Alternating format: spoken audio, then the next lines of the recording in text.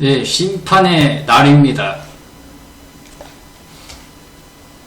어저께 저는 유신의 방송을 봤습니다. 어저께 유신의 방송을 봤는데 역시나 그 사람은 교과서입니다. 왜 교과서냐?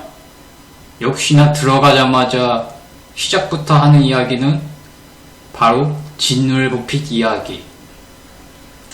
평소에 했던 진울보핏 이야기는 내가 그나마 지켜볼 만은 했습니다.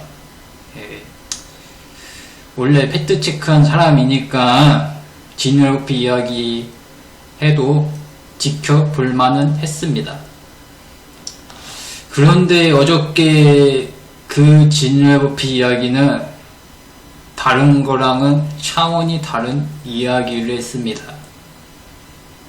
어저께는 제가 봐도 이건 좀 심한 것 같다 라는 생각이 들었는데요. 왜 심한 것 같았냐면 말이죠. 어저께 유신이 방송에서 했던 진울보핏 이야기는 과거 기미부 사건에 관련된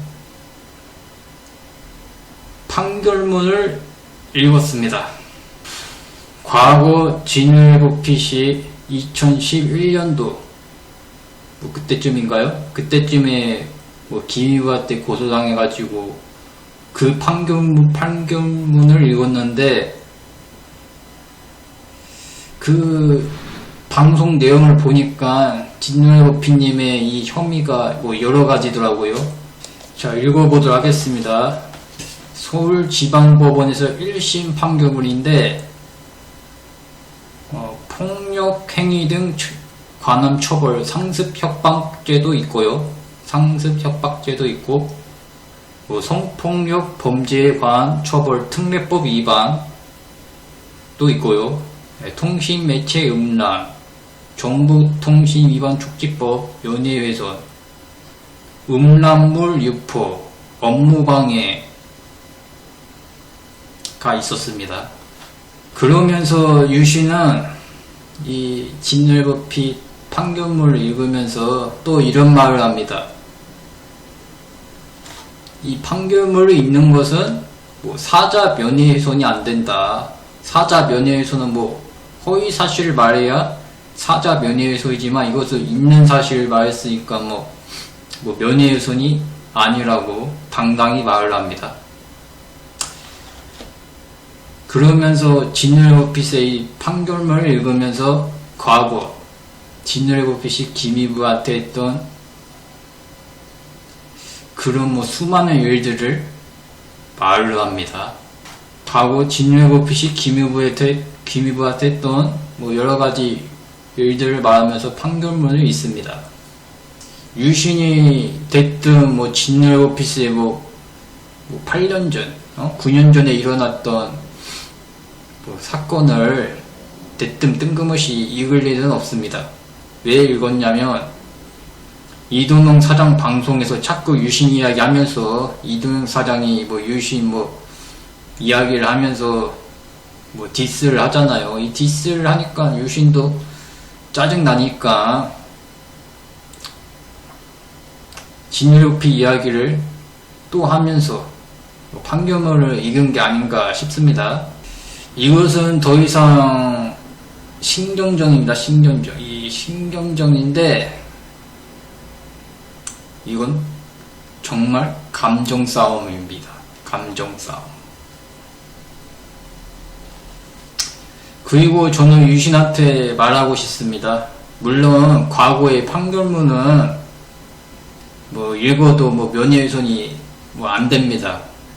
안 되겠죠. 있었던 사건이니까. 그런데 아무리 이게 사자 명예훼손이 안 된다고 해도 지금 이것을 읽을 필요가 있나? 저는 묻고 싶습니다. 왜냐면 유신이랑 진울보핏은 과거에 합동방송도 하고 서로 실제로도 만나고 그랬던 사이 아닙니까? 그런데 과거에 9년 전에 있었던 그 판결문을 단순히 뭐 부천에 있는 이동영 사장 양주사 반달곰이랑 뭐 법정이 싸움도 하고 하면서 많이 뭐 신경정이 많이 오고 갔을 거라고 생각하는데, 그래도 그렇다고 해서 진열버핏의 판결문까지 읽을 필요가 있었나 싶습니다. 뭐 이런 경우가 또 있습니다. 뭐 어떤 유튜버가 활동을 하는데 뭐 그 유튜버는 뭐 과거에 이런 범죄 경력이 있었다 하면서 뭐 유튜브 영상을 올릴 수도 있어요. 뭐 이 유튜버는 이 모 유튜버는 뭐 과거에 뭐 이런 사건이 있었다, 지금 이미지 관리하는 거다, 착한 척 하는 거다 하면서 뭐 어떤 유튜버가 뭐 저격 영상 올릴 수도 있어요. 사람들한테 알려주고 진실을 알려주고 하지만 진열버핏은 이제 없잖아요. 없는 사람인데 굳이 이 판결문을 읽으면서 뭐 사람들한테 알릴 필요가 있습니까?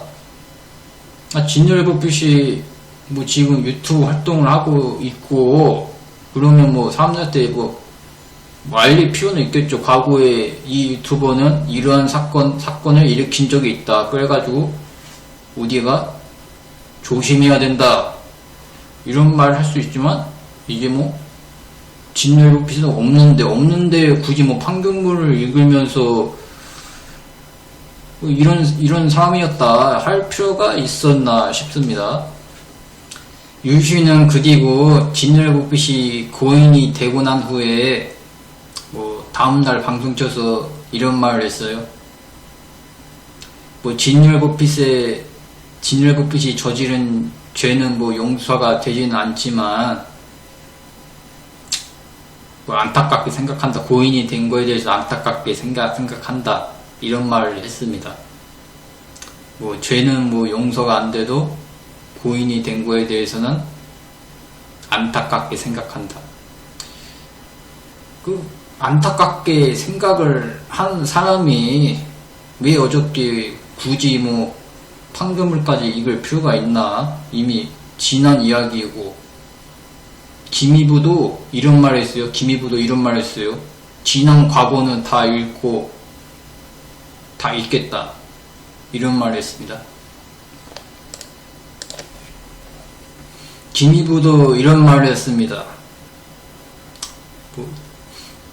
진열버핏이 고인이 된 후에 지난 과거는 뒤로 하고 안타깝게 생각한다. 뭐 고인의 면목을 빈다.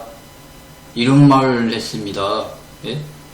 지난 과거는 다 잊고